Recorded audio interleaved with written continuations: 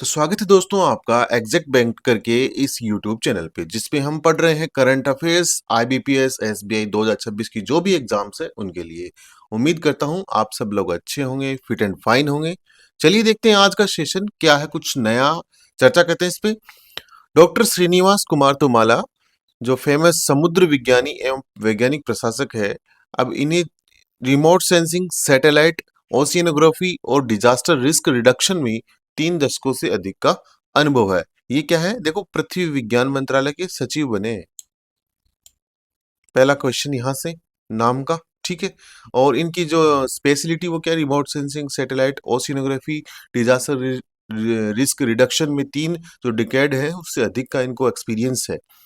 उन्होंने UNESCO IOC के Indian ocean tsunami warning and mitigation system में बहुत ही महत्वपूर्ण भूमिका निभाई है और 2004 सुनामी के बाद भारत की सुनामी अर्ली वार्निंग सिस्टम को मजबूत करने में इनका योगदान रहा है। तो इतना आपने याद नहीं रखना है, ये सचिव बने हैं और कहाँ से रिलेटेड हैं, कहाँ इन्होंने काम किया, इतना याद रखना है। नेक्स्ट हम देखें, भारतीय सैद्धांतिक भौतिक बौद्धिक विज्ञानी दीपक धर को सांख्यिकीय यांत्रिकी, जटिल प्रणालियों एवं अनुकूलन, तंत्रिका विज्ञान और एआई में योगदान के लिए 2026 के लिए डिराक मेडल से सम्मानित किया गया है। कौन सा मेडल? डिराक मेडल से सम्मानित किया गया किसको? दीपक धर को। क्या है? भौतिक वैज्ञानी। 3 चीजें यहां से हैं, ठीक है। इनका प्रमुख योगदान सैंड पाइल मॉडल और सेल्फ ऑर्गेनाइज्ड क्रिटिकलिटी के अध्ययन में है, जो जटिल प्रणालियों के सामूहिक व्यवहार को समझने में महत्वपूर्ण है। अब देखना, महत्वपूर्ण बात यहाँ है, देखो अच्छी चीज यहाँ पे, डायरेक्ट मॉडल की स्थापना कब हुई, ये तीसरा क्वेश्चन, तीसरा पॉइंट अपना निकलता है। डायरेक्ट मॉडल की स्थापना 1985 में आईसीटीपी ने की थी। यह प्रत्येक वर्ष 8 अगस्त को प्रदान किया जाता है, ध्यान रखना।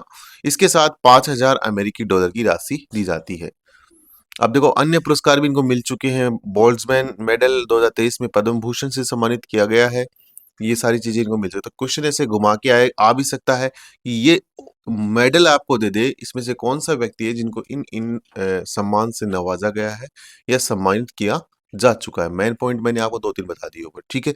चलते हैं आगे, बैंकिंग से रिलेटेड क्वेश्चन है। संसद ने, पार्लियामेंट ने बैंकर्स बुक्स एविडेंस बिल 2026, देखो ये क्वेश्चन तो आना है इस बार 99% तो मैं बता रहा हूं आपको, पारित किया है, जो 135 वर्ष पुराने बैंकर्स बुक एविडेंस एक्ट, ये ध्यान रखना, 2 चीजें अलग अलग, का स्थान लेगा, रिप्लेस करेगा इसको। जो पुराना है बैंकर्स बुक्स एविडेंस एक्ट 1891 और नया वाला ऊपर दिया है। बैंकिंग कानून को डिजिटल युग के अनुरूप बनाएगा, मतलब इसमें डिजिटाइजेशन पे जोर है। जो एविडेंस होते हैं, आजकल इलेक्ट्रॉनिक जमाना है, एआई का जमाना है, सिस्टम है, जो सीबीएस आ गया है बैंकिंग में भी, तो उससे रिलेटेड ये है, जब कोर्ट में कई चीजें जाती हैं तो फिजिकली मान्य होती हैं, उसी से रिलेटेड ये एक बिल है। विधेयक इलेक्ट्रॉनिक डिजिटल क्लाउड बैकअप और डिजास्टर रिकवरी सिस्टम्स में संग्रहित बैंक रिकॉर्ड को न्यायालय में कानूनी साक्ष्य के रूप में मान्यता प्रदान करता है। ये लाइन आपको ध्यान रखनी है पूरी।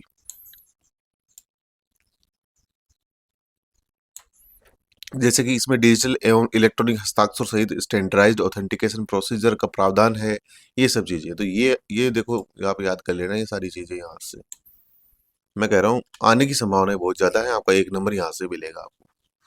नेक्स्ट है कुछ कर्नाटक से रिलेटेड, कुछ खास नहीं है, टैक्सी विवाद का है कुछ, ट्रांसपोर्ट व्हीकल के लिए। चलते हैं आगे। केंद्रीय कृषि मंत्री शिवराज सिंह चौहान ने कृषि छात्रों के लिए, एग्रीकल्चर स्टूडेंट्स के लिए एनएसपी डीबीटी जो इनिशिएटिव की शुरुआत की है, जिसका मुख्य उद्देश्य है छात्रवृत्ति एवं फेलोशिप भुगतान को तेज, ट्रांसपेरेंट एंड व्यवस्थित बनाना है।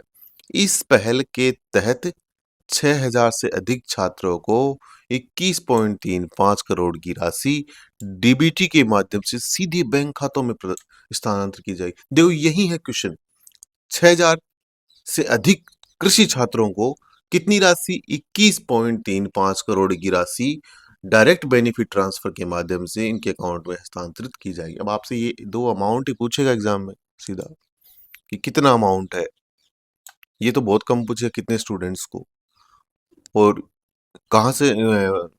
केंद्रीय कृषि मंत्री शिवराज सिंह चौहान है ना, ठीक है।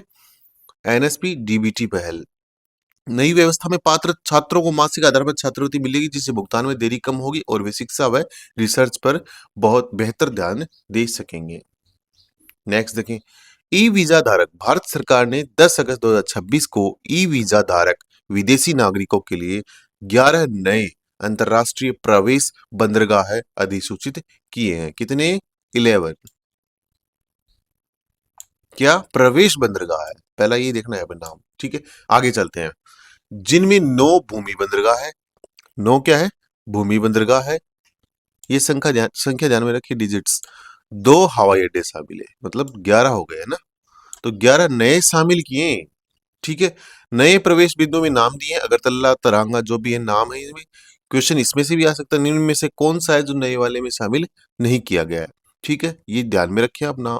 इसके बाद ई वीजा के लिए भारत में कुल 88 अधिकृत प्रवेश बंदरगाह हो गए। टोटल कितने हो गए? 88 हो गए। ये तो 11 नए हैं, 11 नए में 2 अलग अलग थे, ये 88 हो गए टोटल। ये देखो डिजिट्स याद रखना।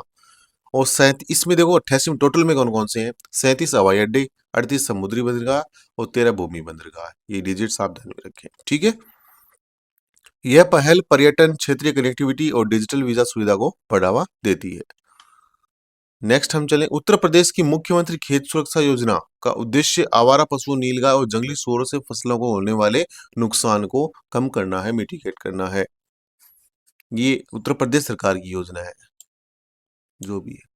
ठीक है, लास्ट हम देखें, अपने डे पर आते हैं। दिवस, विश्व अंगदान दिवस का उद्देश्य अंगदान के प्रति जागरूकता बढ़ाना और जरूरतमंद मरीजों के लिए अंग प्रत्यारोपण को प्रोत्साहित करना है। ठीक है,